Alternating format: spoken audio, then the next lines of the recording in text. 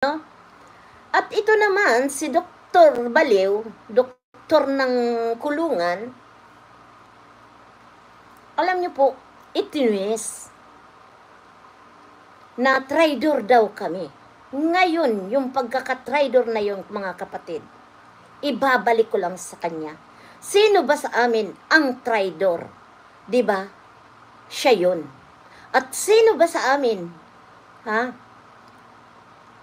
na nagpapayaman diyan sa Kalingap? Hanggat ngayon, pinaalis na yan noon, kung natatandaan nyo, inayawan niya ni Ate Edna nung bumalik sa lighthouse noon, hindi yan tinanggap. Ano ngayon? Isiniksik niya ang sarili niya diyan sa Kalingap dahil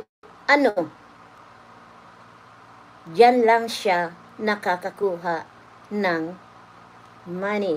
Lalo na po sa mga sponsor na trinaidor niya. No? Sino ngayon sa atin ang traidor? Sasabihin, ang bait-bait ng pamilya Matubang, sila Kalingap Rab, sila Kuya Bal, si Ate Edna. Nagawa niyong itraidorin. Ikaw yun, Dr. Lab, ang traidor. Dahil pinaikot-ikot nyo yung mga viewers ng Beyonce, ng pabahay ni Beyonce. Yan ang katotohanan, Dr. Lab. Ibabalik ko lang sa inyo. Kaya Kuya Bal, sasabihin niya na kami ang traidor ni Bupel, pero siya yung po na napaikot-ikot po kayo. Lalo na si Kalingap Rab. Dahil nandyan sa harapan ni Kalingap Rab, wala siyang pakialam. Dahil ang sarap nandito na po ang pera sa akin. Ngayon ibibintang kay Kalingap Rab. Tama ba yon, Dr. Lab? Kaya napaikot po ang mga viewers ng Beyonce. Anong nangyari? Nagka-problema, naghahanap ang mga sponsor kung nasaan nagpunta yung pera dahil nasa bulsa na ni Dr. Baliw. Yun ang katotohanan, mga kapatid. Huwag kayong maninira dahil sinasabi nilang dinivert namin ang kwento. Siya po ang nag-divert ng kwento ng pabahay ni Beyonce. Kaya nagkagulo po yan. Ngayon, si Kalingap Rab ang didikdikin, bibigyan ng kasalanan. Diba? Yun ang katotohanan po, mga kapatid. Kaya sabi ko nga dito sa mga sponsor, lumabas kayo. Lumabas po kayo. Maggawa kayo ng video, ibigay nyo kay Kalingap Rab ang video na yan. Alam mo pa, ang alimato. Hindi po yan aaklas, yung mang bibitaw, hanggat po hindi maubos ang dugo mo. Kaya nga, sa amin ididadivert. Si Malu de los Santos makipagsagwatan.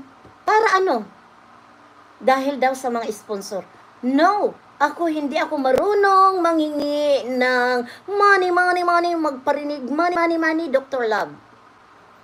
Dahil kat papaano may mapira ako po na pinaghirapan ko, pawis dugo ko po dyan. Ang paghihirap, masarap mabuhay sa pinaghirapan, Dr. Love. Hindi kagaya mo dyan, mangmumura ka ng tao para lang makakuha ka ng revenue. At saka yung pagmumura mo, Dr. Love, ito real talk, mga kapatid. Diba si Kuya Brooks? Na mayroon ng bagong grupo. Yan. At si Kuya Brooks dyan ang presidente. Nakasama ito si Dr. Love. Ngayon, yung i-divert niya, yung original na issue, sa amin napunta ni Bupel. Diba, mga kapatid? Hindi ko na talaga kayang manahimik lang. Lalabas ako sa komunidad ng Kalingap dahil po aaraw-arawin ko po yung magpaparatang sa akin, yung mga magre-reaction sa akin, lalabanan ko po. Except lang po dito sa pamilya Matubang, kila Kuya Bal at Tina at Kalingap Rab. Wala kayong maririnig at nandyan pa rin ako na susuporta, tutulong sa programa ng Kalingap. Pero never ko na pong babanggitin ang Kalingap. Yan ang paalam ko doon. At yung iba pa po na nagpapanggap na kunwari mahal nila ang Kalingap. Alam ko po yan. Naka-record yan sa akin. Dito sa pangdamay sa pangalan ko, na sinabi ko na, nag-explain po ako na wala akong kinalaman dyan. Iyang mga GC na yan, kung nandyan man ako, wala akong nakita na nakikipagsagwatan si Bopel. Kaya ngayon po, sa sinabi ko na yon, may nagpadala sa akin. Anong sigaw ni Dr. Love? Ayan, si Malo de los Santos, umami na dyan sa GC na yan. Anong inamin ko? Sinabi ko lang na nandyan ako, 1 week pa lang ako sa GC na yan. Ayan, si Malo de los Santos, umami na. Na yung GC na yan, normal na may mga GC tayo dito sa Kalingap. Lalo na po, kung tayo po ay tumutulong, may komunidad tayo, lalong-lalo na po, kung sa mga love team, mayroon tayong GC. Ano nga, na nandyan ang thumbnail, oy, Dr. Love, baliw, tatadta rin kitang bituka mo. Dahil alam mo, ang aaminin, alam mo, sa totoo lang, kaya ko pong katawagin si Salcido, magkita kami. Nagsalita na si Salcido. Pinagtawanan nga namin sana inamin mo na lang para nakaganti kang tuluyan. Hindi, nakonsensya din ako. Hindi akong ganyan na tao. Hindi, wala daw sa kanyang pagkatao. Dahil si Marilyn Chang, pinasok po yan si Salcido. Tinanong talaga. Dahil kung mayroon talagang sagwatan, bakit hindi sinabi ni Ate Edna yung pangalan ko? Ikaw lang yun. Alam niyo, Dr. Love, yung binabato mo sa amin dublikara, ikaw yun. Ikaw yun yung traidor, sponsor na nagbibigay sa'yo, di mo binigay kay Kalingap Rab at kay Beyonce. Alam namin yan, matagal na namin alam yan, na nagkakagulo dyan sa Kalingap. Nagkakagulo sa sponsor ang nagtip sa amin. At may matalik akong kaibigan.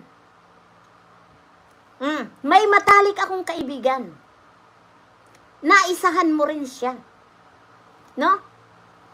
Ikaw ang doble kara or panluluko dyan sa Kalingap dahil sa Kalingap nagpayaman ka. Ako? Sasabihin mo magyaman? Hindi. Dahil wala naman akong revenue nakukuha dito. 100 euro. Ibinibigay ko rin yun sa mga viewers ko at sa mga tinutulungan ko. Abono pa ako. Sarili ko pang bulsa. Ngayon, makikipagsagwatan ako. Naghahakot kami ng sponsor. Ikaw yun, Dr. Love na baliw. Bakit takot na? Dapat matakot na po ang mga sponsor. Matakot na po ang mga china-charity. Dahil, alam nyo na po ang dahilan. Kaya si Kalingap Rab po yung napagbintangan. Dahil po, kanino po ba pinadadala ang pera? Di ba dito Kibalew? Sabi, binigay kay Kalingap Rab. Anong alam ni Rab? Kung naibigay o hindi. Tingnan mo. Nagpagawa ng tindahan. Alam ba kaya nila Kuya Bal, ni Kalingap Rab? Di ba? Siya mismo ang nag-decide. Sino ba sa atin ang dublikara? Sino ba ngayon sa atin ang traidor? Hindi mo na malilinlang ang mga tao. Huwag mo kaming dadaanin sa pasiga-siga mo. Ganyan talaga ang may tatak ng kulungan. Sasampalin mo ko? Baka ikaw ang stadyakan ko ng sapatos ko. Pagmumukha mo, intayin mo ako sa dait. Magpapasampal ako sa'yo dahil hindi pa dumapo ang kamay mo, babalik ka sa kulungan.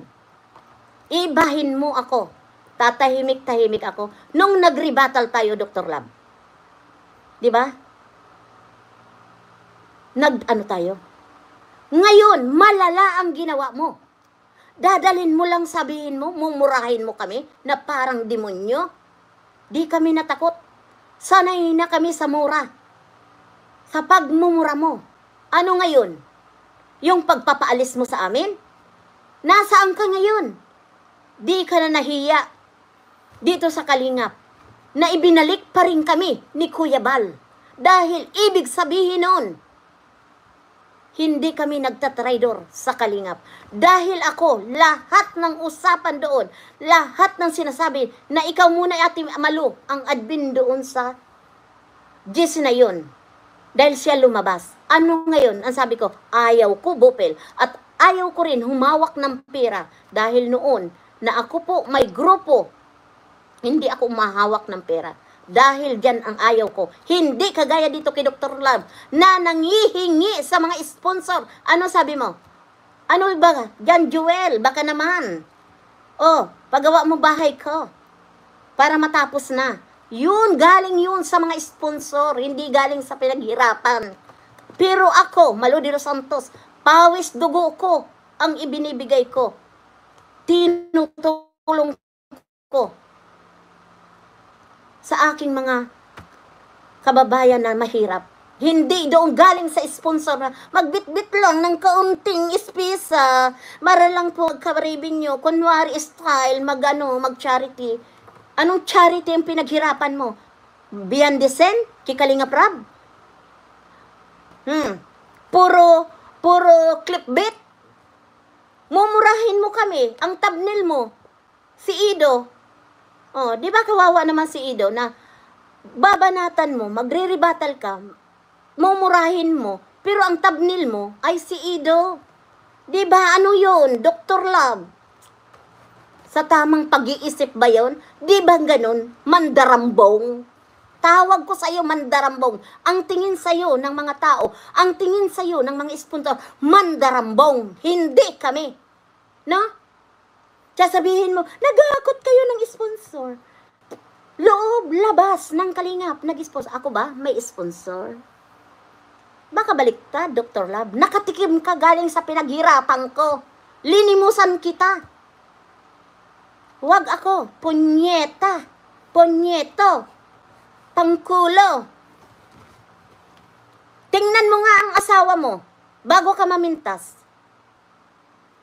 Pamilya mo. Nagmumura ka, hindi ka man lang masaway. Ganun ba ang matinong pamilya? Kilala na namin kayo. Yung istorya mo, dandoon sa interview ni Pastor ER. Kaya ganun ang pagkatao mo, wag kami.